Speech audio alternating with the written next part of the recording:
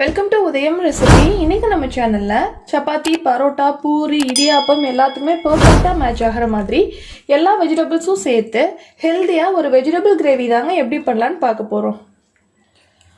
First கிரேவிக்கு தேவையான ஒரு மசாலா ரெடி பண்ணிக்கலாங்க. அதுக்கு ஒரு மிக்சர் ஜார்ல 10 பல் சின்ன வெங்காயம், 15 பல் பூண்டு, ஒரு பச்சை மிளகா, ஒரு துண்டு இஞ்சி சேர்த்துக்கலாம். 2 கிராம்பு, 2 ஏலக்காய், கொஞ்சமா கல்பாசி, 2 துண்டு பட்டை சேர்த்துக்கலாம். கொத்தமல்லி கொஞ்சமா, புதினா ஒரு 10 சேர்த்துக்கலாம். இது எல்லாத்தையும் நைஸா ஒரு பேஸ்ட் அரைச்சு எடுத்துக்கோங்க. கிரேவி செய்யறதுக்கு ஒரு பாத்திரத்துல 2 டேபிள் ஸ்பூன் அளவு எண்ணெய் எடுத்துருக்குறேங்க. கூடவே 1 டேபிள் ஸ்பூன் அளவு நெய் சேர்த்துக்கலாம். எண்ணெய் நல்லா காஞ்சதும் 1/2 டீஸ்பூன் கடுகு உளுத்தம் பருப்பு, 2 பிரியாணி எல்லாம் சேர்த்துக்கலாங்க. நல்லா பொரிஞ்சதும் ஒரு பெரிய வெங்காயம் நீள்வாக்கில் கட் பண்ணி வச்சிருக்கேங்க, அதை சேர்த்துக்கலாம். இப்போ ஒரு கொத்து கருவேப்பிலை சேர்த்துட்டு வெங்காயத்தை நல்லா வதக்கிக்கோங்க. வெங்காயம் நல்லா வதங்கிடுச்சுங்க. இப்போ 2 தக்காளி கட் பண்ணி வச்சிருக்கேன், அதை சேர்த்துக்கலாம். சேர்த்துட்டு தக்காளி நல்லா மசிஞ்சு வர அளவுக்கு வதக்கிக்கோங்க. தக்காளி நல்லா வதங்கிடுச்சுங்க. இப்போ நாம அரைச்சி வச்சிருக்கிற மசாலா பேஸ்ட்டை சேர்த்துக்கலாம்.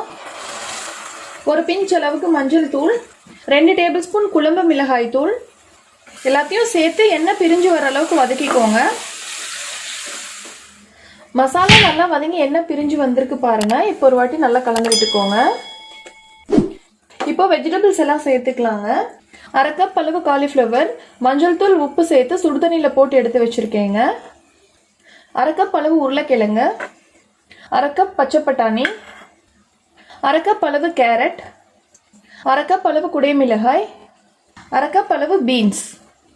காய்க்கு தேவையான அளவு உப்பு சேர்த்துக்கலாங்க. உப்பு சேர்த்துட்டு ஹை ஃப்ளேமில் வச்சு 5 நிமிஷம் நல்லா வதக்கிக்கோங்க. மசாலாவோட சேர்ந்து காய் நல்லா வதங்கிடுச்சுங்க. இப்போ 1 கப் அளவு தண்ணி சேர்த்துக்கலாங்க. சேர்த்துட்டு நல்லா கலந்து விட்டுக்கோங்க. நல்லா கலந்து விட்டதுக்கு அப்புறமா இப்போ மூடி போட்டுக்கலாங்க. மூடி போட்டுட்டு மீடியம் ஃப்ளேமில் 10 நிமிஷம் வைக்கலாங்க. காய் நல்லா வேகட்டும். அதுக்குள்ளே நம்ம கிரேவிக்கு தேவையான ஒரு தேங்காய் பேஸ்ட் அரைச்சிட்டு வந்துடலாம். தேங்காய் பேஸ்ட் அரைக்கிறதுக்கு ஒரு மிக்சர் ஜாரில் 3 டேபிள் ஸ்பூன் அளவு தேங்காய் துருவல் சேர்த்துக்கலாங்க. 1 டேபிள் ஸ்பூன் பொட்டுக்கடலை, 1 டேபிள் ஸ்பூன் வேர்க்கடலை பருப்பு, 4 முந்திரி பருப்பு சேர்த்துக்கலாங்க. 1 டீஸ்பூன் அளவு சோம்பு சேர்த்துக்கலாங்க. இதில் கொஞ்சமாக தண்ணி சேர்த்து நைஸாக ஒரு பேஸ்ட் அரைச்சி எடுத்துக்கோங்க. 10 நிமிஷம் ஆயிடுச்சுங்க. காயெல்லாம் நல்லா வெந்துருச்சு. இப்போ நம்ம அரைச்சி வச்சிருந்த தேங்காய் பேஸ்ட்டை சேர்த்துக்கலாம். கொஞ்சமாக உப்பு சேர்த்துக்கலாங்க. நம்ம ஏற்கனவே உப்பு சேர்த்துருக்கோம், பார்த்து சேர்த்துக்கோங்க.